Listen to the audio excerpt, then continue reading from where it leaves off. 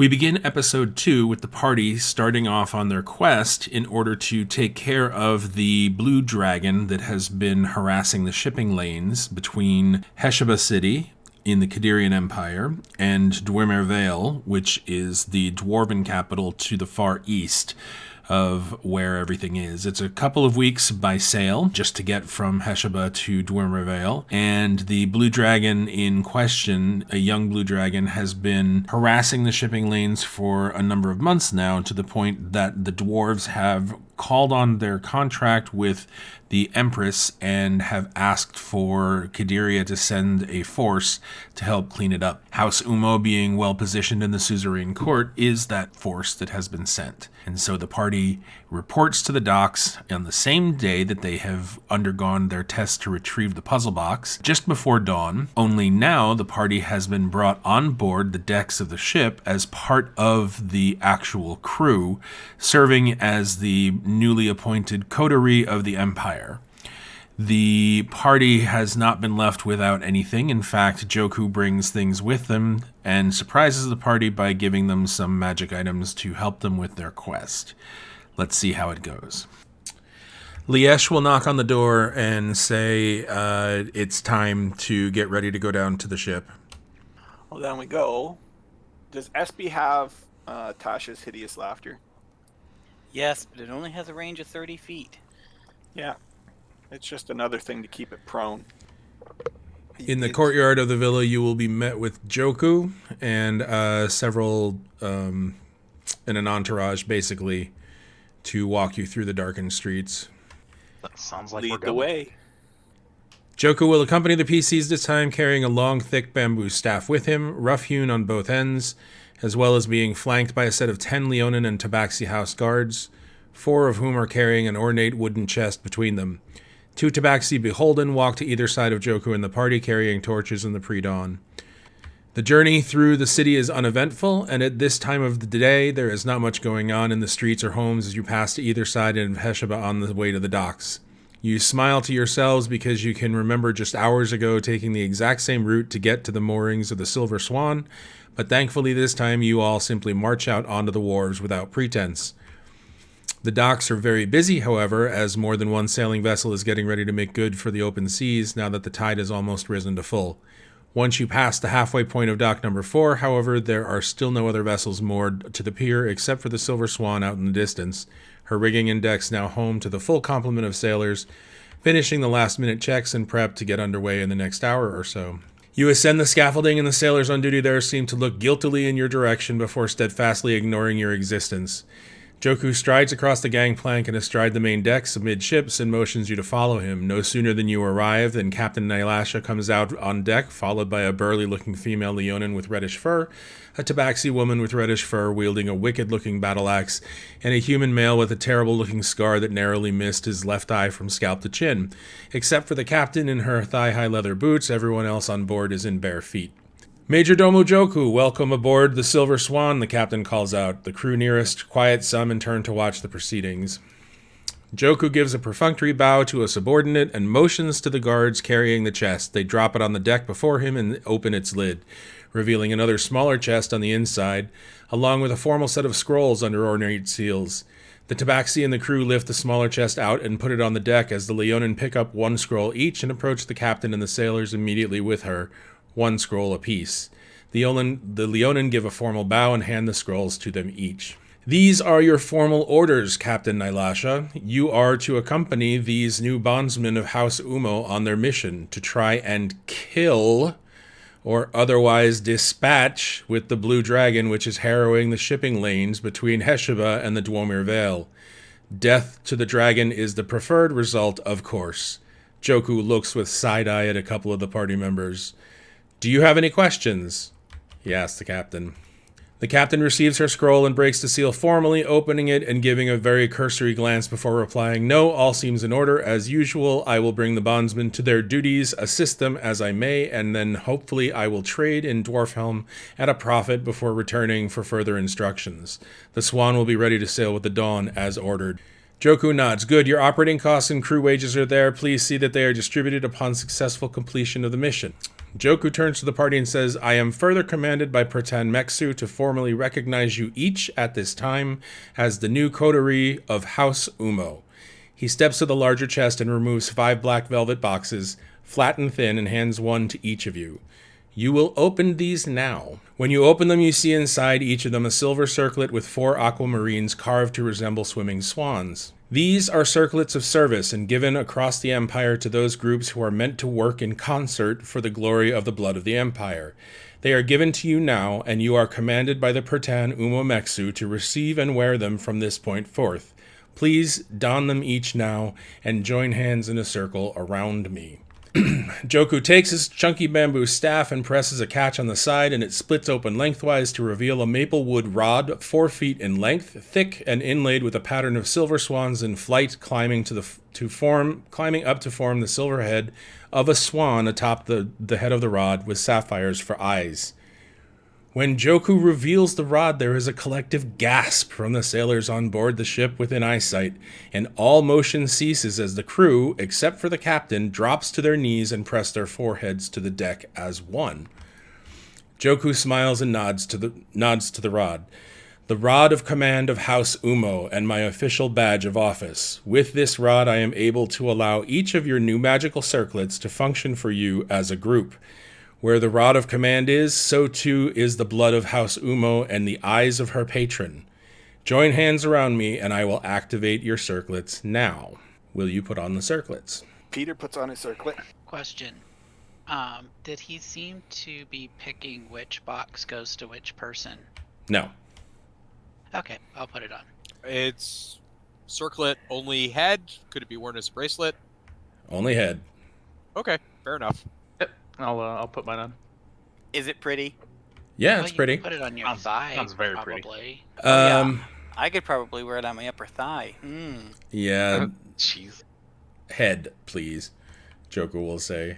The ceremony is decidedly anticlimactic. Wearing your circlets, you clasp hands around Joku, who activates the magic of the rod and forms a glowing link that connects each of you to your circlets, and then to the rod, and then spins out into a spiderweb spiral pattern that connects each point within the circle to each other as well.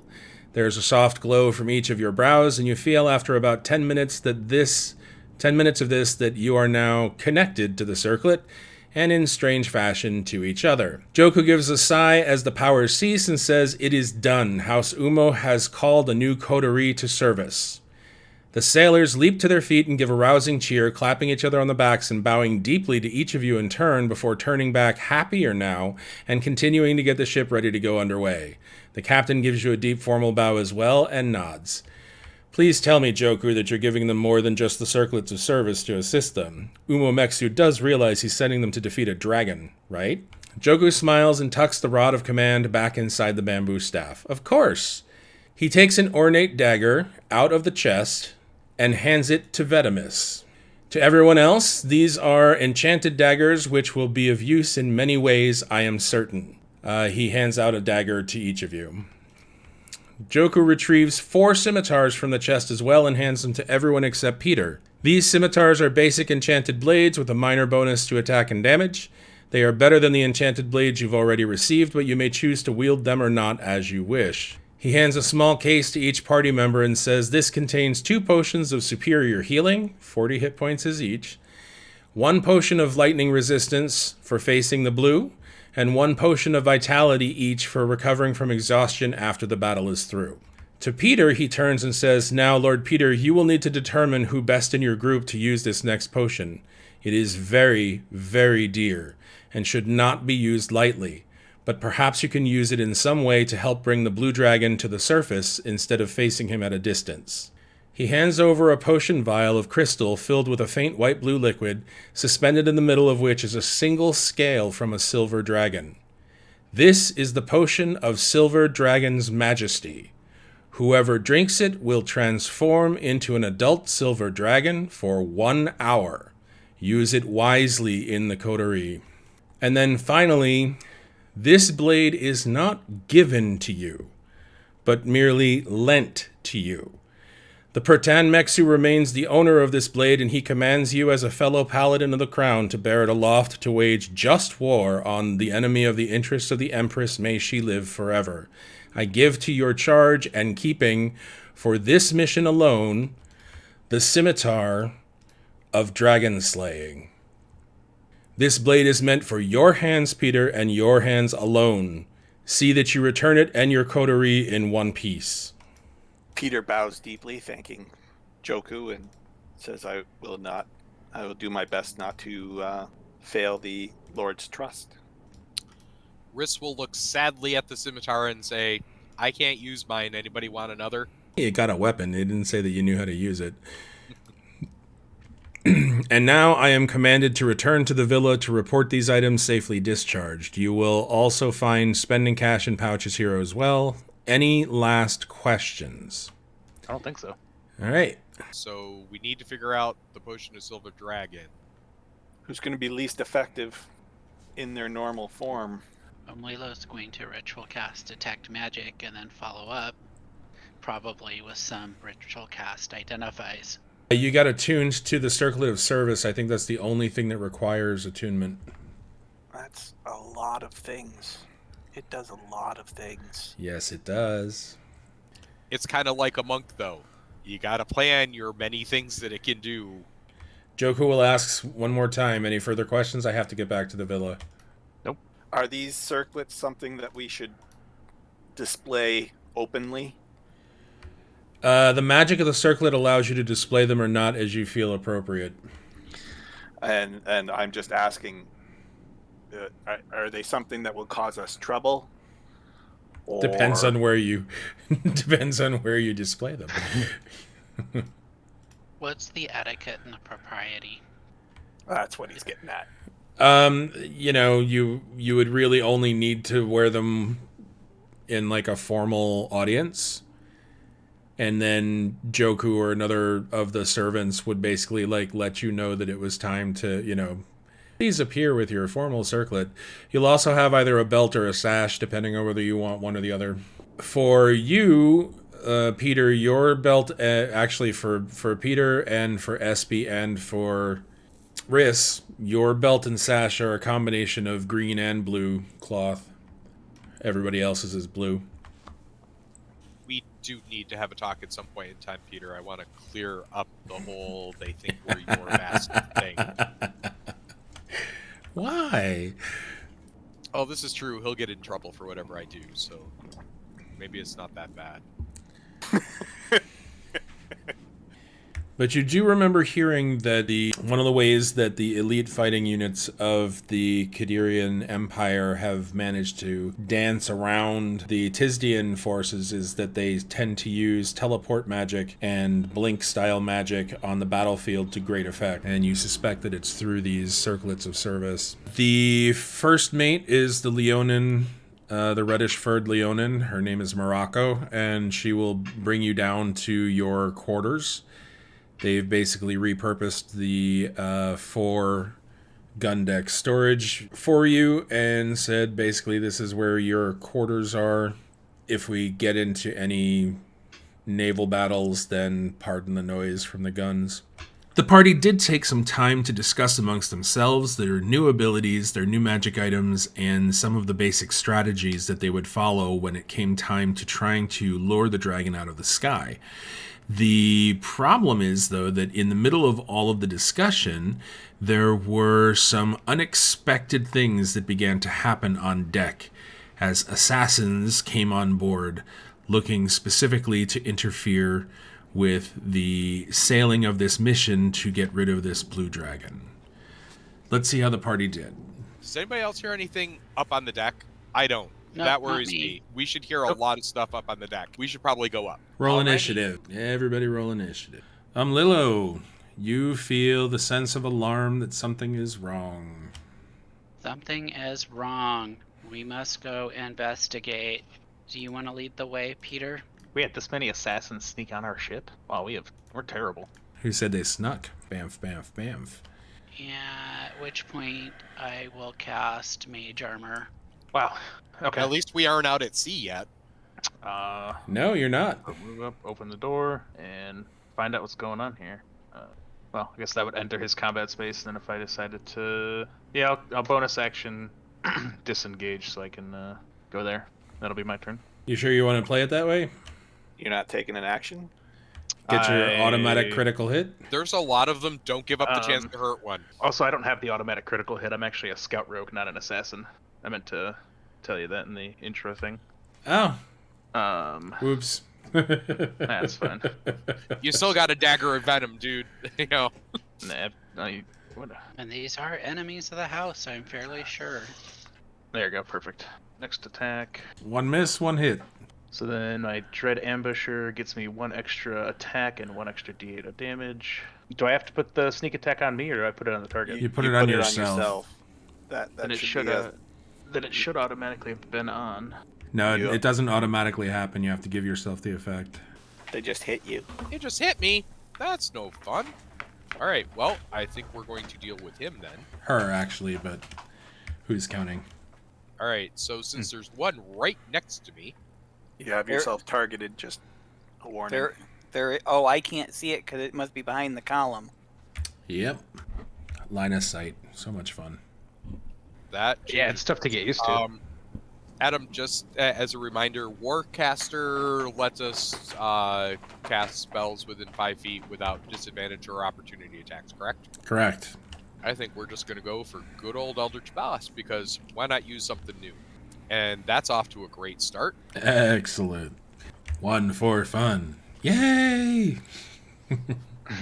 Well, I got most of the bottom stuff covered. All right, and with that, I am, hoping Peter comes to my rescue. So, Peter, help? Look at all the ones we're getting, though. That's 3. 3 in the first round. If it keeps up, everybody got your alternate characters planned? Yep. He looks a lot like this character. I've got a dwarf who will have known him Lilo. Cast Shield of Faith upon myself. Move to there. Out of me. Peter's ineffective turn. He stuck you through the curtain, dude. And that was half my health. We're gonna die. Unless you start pulling out the big guns. Oh, Maybe... and there's my turn. All right, the big guns. I was going to say, maybe not rolling a natural 1 would help. No control on our part on that. All right. Obviously, I hear paddle off right behind me or in front of me. You know, Peter went, ooh, ow, ah, whatever. All right. I'm going to just move Batsy out of the way. Peter is currently cursing about the fact that it's too warm down here to wear good armor. Okay. I'm going to bonus action hide. Go ahead and roll your stealth. The roll cannot be less than 10. All right. And I'm peeking around this corner. You see 2 rogue types. One that has sliced through the curtain. One is kind of pushed the curtain aside to attack Riss. Okay. Number 21. Obviously, well, I can see both of them, right? I'll do 21. Let's have him start laughing. If I'm hidden, he gets disadvantage on his save. Do you have an effect to drop on her? I do not have an effect that says they get disadvantage, because I don't know if he saw me or not. She fails. Alright, I will failed anyway. Alright. Prone and incapacitated, unable to stand up. Save ends on end of round. They get a save at the end of each of their rounds and when they take damage. And I will move and draw my dagger. Okay. Eek! There's more. Okay, Ummo, back to you. Much more passive action than typical, but I think one that would be very useful. Speaking softly, Gweld Dim Dwerg. Lilo fades from view and spends 3 charges on his circlet. Everyone now has the option to buy in on greater invisibility, which will give you advantage attacking them and them disadvantage attacking you, if you so wish. Sadly, that's it for my turn. And it costs us 2 charges to use that, I believe. Yep. Meta miss. And it's a bonus action to join in, correct? Yep. Correct. Yeah. All right, I'll use my bonus action to join in, and does that takes effect? Okay, so I'm invisible. Okay. It also helps with disengaging Yeah, because they can't see me, so I'm actually gonna and enables lethal strike. lethal strike. Unless they have some way to identify you get sneak attack. Oh yeah. Because I have advantage anyways. Let's see. Sharpshooter allows me to ignore 1/2 and 3/4 cover. Is that not 3/4 cover? No, where he is, he has total cover from you. There you go. Yep. But Now you can hit him. well, let's see if it works. And make sure it rolls with advantage. It did. Yeah. Nice. He's got the invisible code on, so it should work. Perfect. Oh, but no, it didn't drop. It just changed where it was. And that's there we go. Even with advantage, we You've still rolled roll a threes. 1, 2, and a 3 now in this combat. And all my damage dice were single ones. Speed just got a lot more deadly.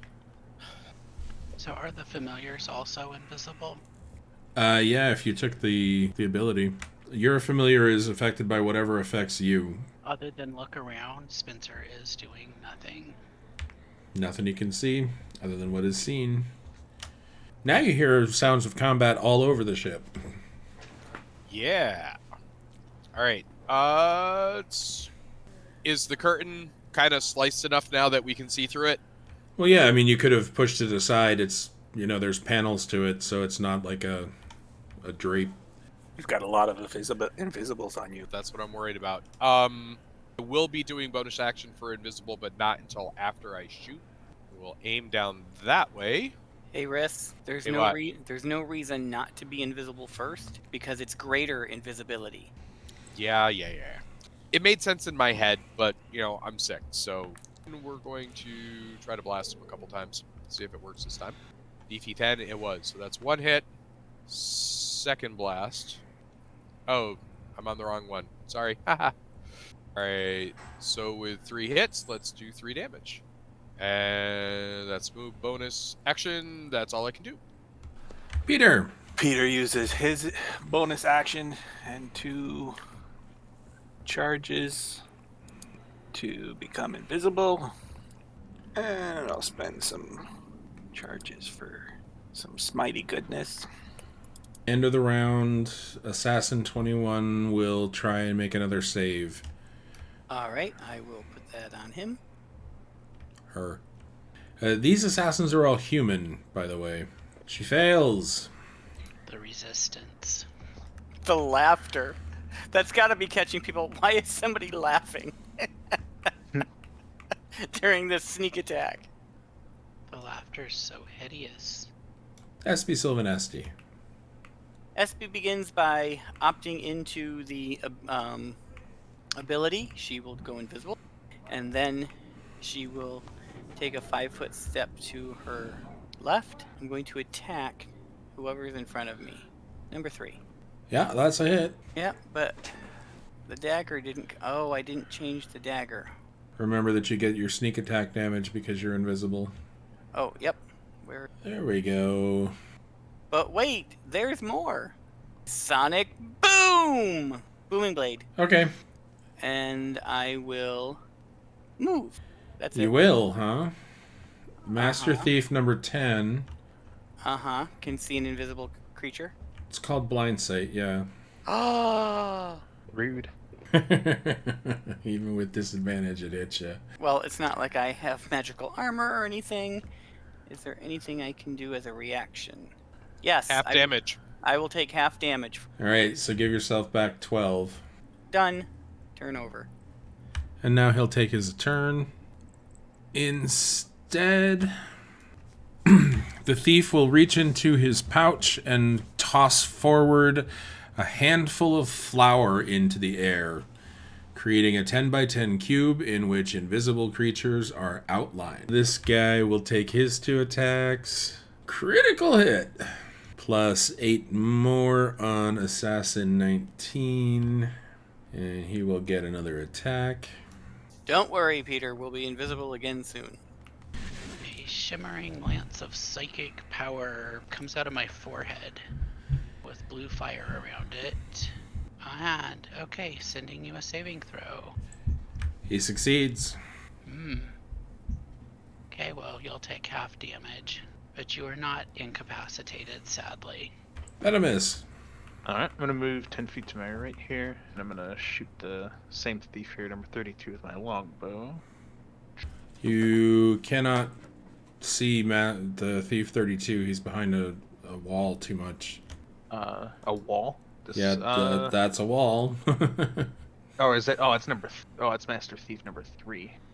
I thought the number just got cut off. Well, it'll hit for number 3. Just resolve your damage against number 3. Oh, cool. Okay, thank you. There's that. And then next shot. Ooh, your first foe down. He's on the ground, prone. You'll have disadvantage on your shot. But you also have advantage, so it would be a normal hit. He's laughing hysterically. Shit. Now he gets a saving throw. No, he doesn't. He moved his attack. I targeted the Master Thief. I didn't realize 21 okay. was prone. I wasn't looking at the combat tracker. And I believe that's everything. Master Thief number 32 pokes his head in the doorway, sees that Thief number 3 is down, Assassin 21 is rolling around on the ground, laughing uncontrollably, and Master Thief number 10 is not doing so well, so Master Thief 32 puts a small silver whistle into his mouth and blows, uttering a very piercing, shrill whistle that is heard throughout the ship. And then Master Thief number 32 takes his attack on Assassin 21, but misses. Oh, hits. Good. Assassin 21 needs to make a new save and succeeds and stops laughing. Master Thief 32 flashes some hand signals, takes a disengage bonus action, and heads out the door. So Riss is going to take a quick look around, say, I'm heading up to the deck, and come out through the door. Unfortunately, that's the stairs going down. To go up, you'd have to go to the bottom of the stairs and up. So Basically around the other side? Yeah, to the south side. All right, I can see Master Thief 32, though. Yes, you can. I'll pew-pew him on the way out, then. Actually, no, I won't. Action, I'll take a double move. Looking back up the stairs at him, is there an open hatchway? Like, can I see the open air out on the deck? No, because if you look at the deck immediately above you, it comes out in a sheltered area, so there's like a hatch that's closed, a doorway that you'd have to go through to get to the open air. Okay, and it is closed at the moment. People haven't been going up and down it? It's open, but there's nobody that's apparently using that stairwell. That's fine. How far up the steps do I have to go to get out up onto the deck? 25 feet. 25 feet? I will Misty Step then and take myself up to the top of the stairs Okay. as my bonus action. So even though you're inside the thing, you're actually underneath the deck where those 3 people are standing, and you come out to your left. And that's all I can do. Peter. Peter continues chopping at the still prone but no longer laughing assassin, This is true. but cannot hit said prone assassin in typical Peter fashion. Advantage. Who needs it? This wasn't supposed to be this hard for you guys. This really shouldn't have been this hard. Oh, I don't know. This many combatants, it should have been this hard, but not quite as hard as we're making it on ourselves, apparently. Assassin 10. Assassin 21 will take the disengage bonus action. Stand from prone. That's half the movement. Espy. Okay. Spee will cast. Say him. It's your turn. I hope you have a bellowing laugh. They saved. No, they didn't. No save. Wow. It pays to go up in level, right, Espy? Yes. And since he is prone and unable to do anything, I will do something very inappropriate for Espy. And I'm going to Misty Step as a bonus action down here, not realizing there's a Master Thief 32. Well, that'll work. And to 21, I'm going to say, you're not going anywhere. And I guess that's all I can do. Master Thief 10 will take their save at the end of their turn. Oh, it's his turn now? Yep. Well, damn it. Go ahead and roll the save. It fails. Hey. Oh, there he is. Okay. 5, 10, 15. Attack and miss. Attack and miss. 5. Pack tactics.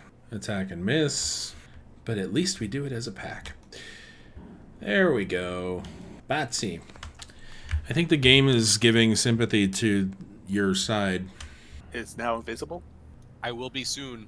Why do I become visible more than 40 feet out? Because I'm the circlet. caster of the invisibility, and the shared spell effect has a range. Oh, I hadn't read that. Oops. I'm going to be moving on my turn, but maybe not enough.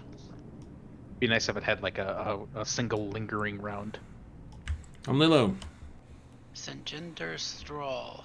Fiery runes show on Lilo's hand. Well, I guess a brief glow in the air.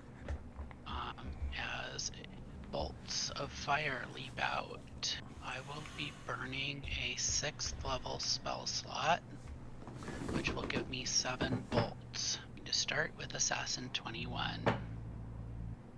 And here Peter was going to try and keep one of them alive. You may have wanted to mention that. So did Espy.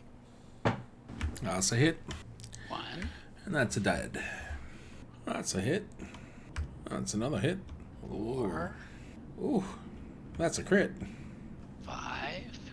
3, 7 more points. Last one, get him. I have one more after this. Oh, I thought it did 7. Yeah, that was 6. Or did I miscount? Which is entirely possible. I thought this was the last one, but I could be wrong too. Alright, 2, hold 3, on. No, you've only done Just- 6. 5, 6. Yep, I got one more. I wonder where I'm going to put that. Well, I didn't kill all 3 of them. Off my back. Number 10 is no longer laughing as he got burned and scorched. Alright, he's going to take the disengage action. Assassin number 4 first takes damage from Spirit Guardians that has moved around him. I bet that half movement speed makes it hard to run away, too. 3 foes, one of which is the captain. Assassin number 4 takes their dagger, reverses it, and shoves it into their throat. Drops to the deck dead. Venomous. Master Thief 10 is laughing currently, correct? No, Oh, it's done. Okay. but they are prone. They are prone. We'll drop my longbow there, and I'll draw the scimitar. Okay. And I am going to hit it for non-lethal damage. Alright. Prone and I'm invisible, so it's advantage. Beautiful. But I cannot sneak attack because I can't sneak attack non-lethal. That's Okay. enough. Alright, so he's non-lethaled. Assassin 19 will take the disengage action. Assassin 23 will disengage. Master Thief 24 will take an extra dash action. Tabaxi Guardsman will fire a crossbow bolt into the water after the retreating assassin, but miss. Riss. All right, which direction do I go to get out to the deck? Because I'm assuming the To the left. stairs. All right. I'm only seeing the one assassin right now. Above you and to your right slightly, there is an assassin in the riggings, but it looks like they're trying to get away. They look completely fresh to the fight. Up in to my right, so up towards where the main deck label is. Yep, Many are up there, did you say? just the one. Just the She's one? climbing down at the moment, but she's in the rigging on her way towards the north edge of the ship. Apparently she was up in one of the crow's nests. And the captain and a whole bunch of guardsmen are down over there, correct? Yes, surrounded by glowing spiritual guardians. Damn it. I'm going to blow an actual spell slot to cast Misty Step. Head towards the stairs with that. Misty Step is just 30, right? Alright, and we'll take some pot shots at Assassin 13 on the way. Ooh, nice. He dodged the first one, but lined him up for the second. Unfortunately, no extra damage. That's the wrong order for those dice, damn it. Yeah. Alright, that's all I can do. I'm headed back up to the poop deck. Well, actually, Adam, let me say I'm looking for downed people. I'm guessing you've probably taken most everybody who's dropped down, but I'm looking for particularly crewmen and stuff that have been down that might still be alive that I can head to and heal. So that actually probably should have been my look, because you've probably been taking them all off the map. But sorry. Well, I'll I know just where they keep are. going. Okay. Yeah, no, you would know that at the feet of the captain is the first mate. Crumpled body on the floor, on the deck. Now that you're where you are on that side of things, you can... you probably wouldn't be able to see, but if you get a little bit of altitude, you'll notice that the bosun's body is on the forecastle. Well, I'm on the wrong end for that. So, all right. Next round, just so you know, if something happens to me in between, like I freeze solid, I'll be running towards the first mate and doing cure wounds. All right, Peter. Using Peter's feline agility, he moves at 60 feet for this turn. And like Reese, he's looking for anyone who might be down. Is there any of the tabaxi guards that are down here? Not where you are. None that you can see from there. And I have enough movement left to get to the top of the stairs. And do I see anyone down? From where you're standing, you can see that next to the captain in the middle of the red circle on the deck, she's got spirit guardians up and around her. She also has a spiritual weapon nearby. And there is a... Alright, I guess this would be Toll of the Dead. That affects her. Just noticed the damage wasn't right. The gong rings out. You hit number 10? Oh, no, never mind, sorry. 22 was the only one I could see. And that would be it for Peter's turn. Assassin number 10 will make it to the edge of the rigging and will dive off the ship. And everything is quiet. And so the intrepid party managed to repel the boarders and survive the assassins' attack.